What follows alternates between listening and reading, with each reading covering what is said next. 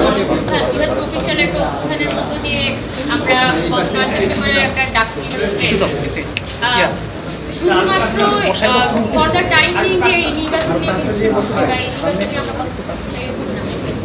সামনের দিনেও দেখা যাবে বাংলাদেশের হিস্ট্রিতে যখন হচ্ছে বিচার বিশ্লেষণ করা হবে তখন কিন্তু এই 9 সেপ্টেম্বরের যে ডাকসু ইলেকশন সেটাকে নিয়ে নানা ধরনের বিচার বিশ্লেষণ করা হবে। তো এই জায়গা থেকে আমরা যারা প্রার্থী এবং আমরা সবাই কিন্তু অভ্যুত্থানের সময়ে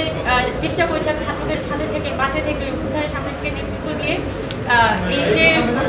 একটা স্বৈরাচারী ব্যবস্থা সেটার বিরুদ্ধে আমরা যাতে সকলে একত্রে রুখে দাঁড়াতে পারি। এবং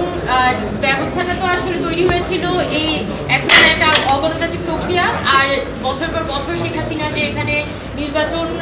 বন্ধ করে রেখেছিল বা এখন একটা ডামি ইলেকশন তৈরি করেছিল তার কারণে। তো আমরাও চাই যে সম্পূর্ণ যত নির্বাচন প্রক্রিয়াগুলো থাকবে অভ্যুত্থান পরবর্তী সময়ে সেগুলো সব কিছুই যাতে স্বচ্ছ থাকুক এবং একটা সুষ্ঠু এবং নিরপেক্ষ নির্বাচনই যাতে আমরা দেখতে পাই। এবং আমাদের বিশ্ববিদ্যালয়ের প্রশাসন গত 9 সেপ্টেম্বরে যে ডাকসু ইলেকশন নিয়ে করেছে সেটার মধ্যে দিয়ে সবার মধ্যে থেকে কিন্তু একটা ভালো প্রতিক্রিয়া তৈরি হয়েছে। কিন্তু আমরা দেখেছি যে আমাদের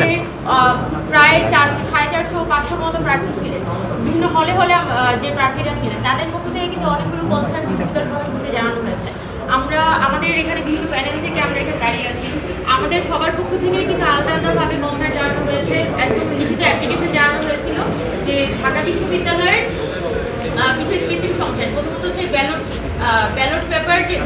যে হচ্ছে কাউন্সিলর মার্কেট পাওয়া গেছে এইটার কোনো উত্তর আসলে আমাদেরকে ঢাকা বিশ্ববিদ্যালয় প্রশাসন এখনো পর্যন্ত দিতে পারেনি। আর পাশাপাশি আমাদের প্রত্যেকটা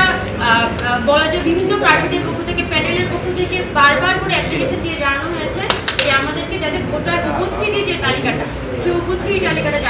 দেওয়া হোক। এটার মধ্যে আসলে ভোটারদের যে প্রাইভেসি সেটা পূর্ণ হওয়ার আসলে কোনো সুযোগ নেই,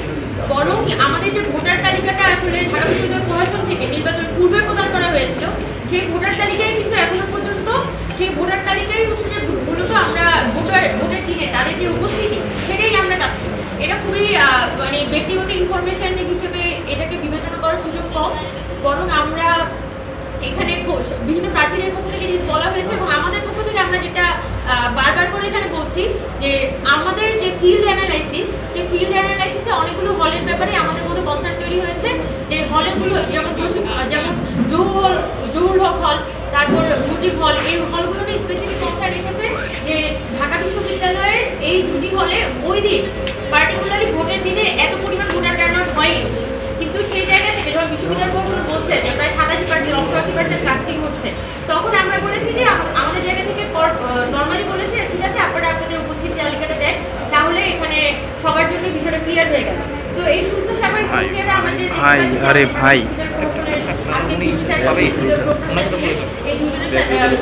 আমরা কথা বলেছি সবাই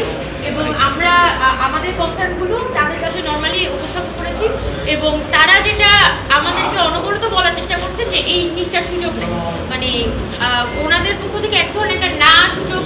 কথা আসলে আমরা শুনছি। তো আজকে নির্বাচনে কিন্তু প্রায় 15 দিনের মধ্যে ওপর চলে গেছে, এখনো পর্যন্ত কিন্তু আমরা দেখতে পারছি না যে বিশ্ববিদ্যালয় প্রশাসন একটু আন্তরিকতার সাথে এই যে সমস্যাগুলো বা এই যে কোশ্চেনগুলো অ্যারাইজ হয়েছে বা বিভিন্ন আবেদনগুলো করেছে সেগুলো অ্যাড্রেস করে একটা প্রপার অ্যান্সার দিতে পেরেছে, বরং তাদের মধ্যে নানান ছলচাতুরি করা বা তাদের মধ্যে নানান ধরনের একটা চেষ্টা আছে এই প্রশ্নগুলোকে এড়িয়ে যাওয়ার। তো সেই সব কনসার্ন নিয়ে আমরা আসলে আজকে ডি স্যারের সাথে দেখা করেছিলাম, ডি স্যারের সাথে কথা বলেছি এবং আমরা যেটা বলেছি যে অতি দ্রুত সেটা সবথেকে ভালো হয় আগামীকালকের মধ্যেই আপনারা যাতে আপনাদের উত্তরগুলো আমাদের কাছে দেন, তাহলে আমাদের জন্য সিদ্ধান্ত নিতে সহজ হবে।